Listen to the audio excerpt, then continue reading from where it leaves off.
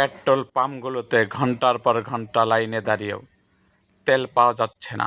জ্বালানি তেল নিতে প্রতিদিন মানুষকে সীমাহীন দুর্ভোগ পোহাতে হচ্ছে।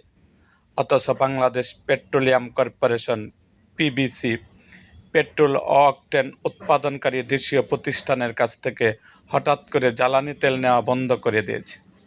অকটেন ও পেট্রোল সরবরাহ বন্ধ রাখতে 10 দিন আগে পিবিসি চিঠি দেওয়া সংশ্লিষ্ট প্রতিষ্ঠানগুলো বিপাকে পড়েছে।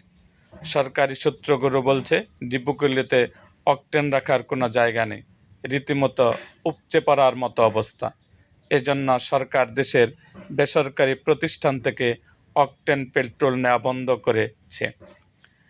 জ্বালানি বিশেষজ্ঞ বুয়েটের সাবেক অধ্যাপক ডক্টর ইয়াস হোসেন বলেন, জ্বালানি ব্যবস্থা নিয়ে সরকারি পরিকল্পনা পরিপক্কতা যথেষ্ট ঘাটতি দেখা দিচ্ছে।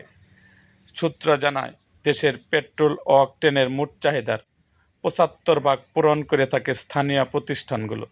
বেসরকারি 4টি এবং সরকারি 1টি সহ মোট 5টি প্রতিষ্ঠান এ চাহিদা যোগান দিয়ে থাকে। প্রতি মাসে দেশে অকটেন ও পেট্রোলের প্রয়োজন হয় ৭৫,০০০ টন।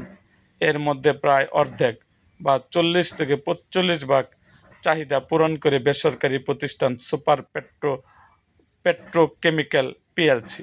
এই প্রতিষ্ঠানটি সবচেয়ে বেশি চাহিদা পূরণ করে। অথচ সরবরাহ গ্রহণে অস্বীকৃতি জানিয়ে 8 এপ্রিল প্রতিষ্ঠানটিকে চিঠি দিয়েছে পিবিসি। এরকম আরও ভিডিও পেতে এবং রাজনৈতিক অঙ্গনের নানা ঘটনা ও ইতিহাস জানতে আমাদের মুক্তাগাছার ইতিহাস মিডিয়া ইউটিউব চ্যানেলটিকে সাবস্ক্রাইব করুন এবং পাশে থাকা বেল আইকনটি বাজিয়ে দিন।